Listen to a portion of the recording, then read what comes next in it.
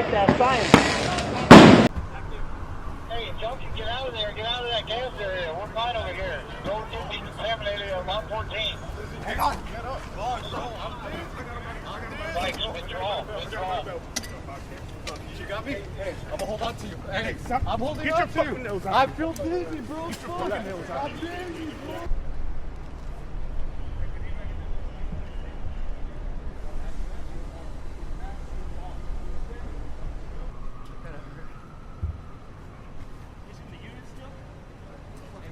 Bro, I'm just stretching my legs. Relax, dude. What am I doing? Relax.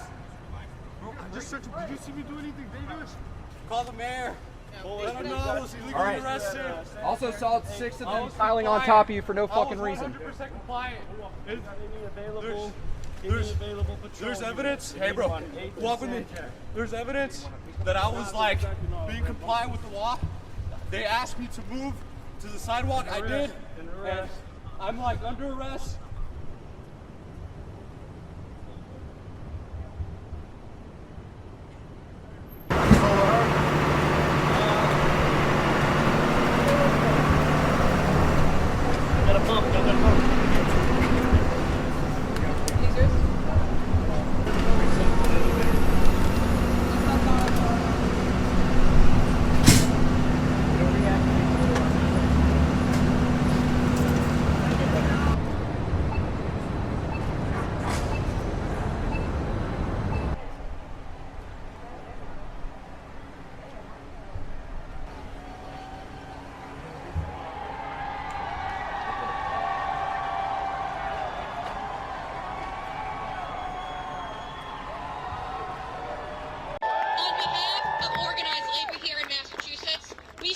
in strong solidarity with SEIU, leader David Huerta, and every single working person being illegally and inhumanely targeted by this administration. On Friday, David Huerta was peacefully exercising his constitutional rights, lawfully observing immigration activity in his community when ICE violently arrested him. He was doing what unions always do, what it is our job to do, and what this country was founded on, speaking out against injustice. Our brave men and women in uniform didn't sign up for this. They didn't sign up to be used as pawns in a political agenda. Let's be clear.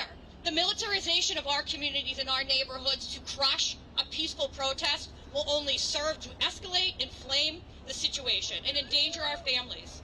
When ICE agents attack and detain peaceful protesters, they are shredding the constitutional rights and fundamental freedoms we all rely on.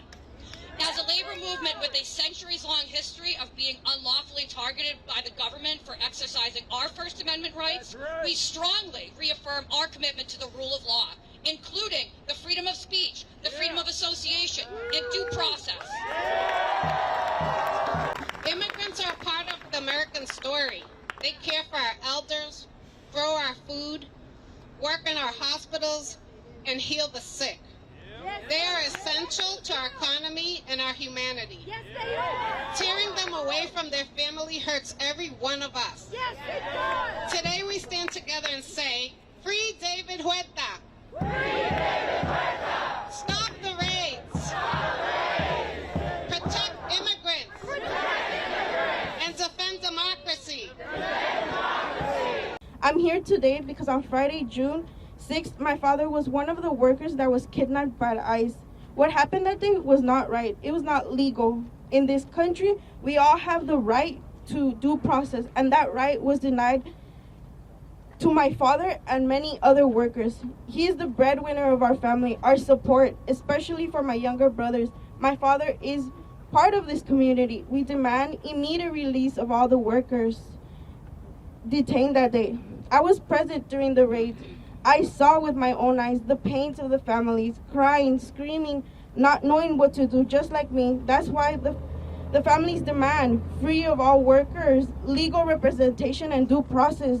Do not allow ICE into workplace. We demand that workplace that collaborate with ICE be held responsible, accountable. We demand that our local representatives hold the obstacles that collaborate with ICE accountable. We demand the sanctuary status be respected throughout California, no matter where a person comes from or how they arrived in this country, their lives is valuable. Everyone deserves to be treated with dignity and respect. Los Angeles is our community, but knowing that the police helped ICE kidnap my father and our families is not right. The treatment they received is not right. We demand justice now. The ICE raids in Los Angeles are nothing less than a direct attack on working class immigrants, people who are simply going to work, trying to make an honest living, to make ends meet for their families, to put food on the table.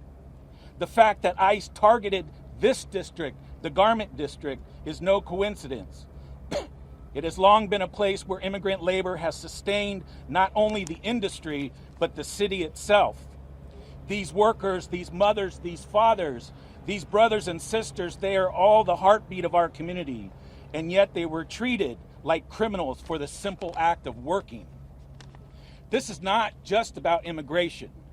What we've been witnessing in our communities are signs of an escalating authoritarianism.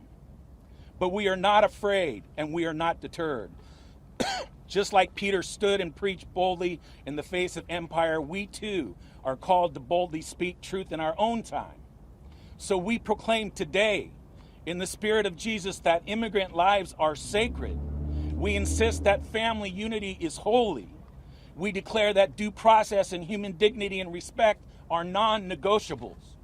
And we will not allow this administration to normalize cruelty or silence our resistance.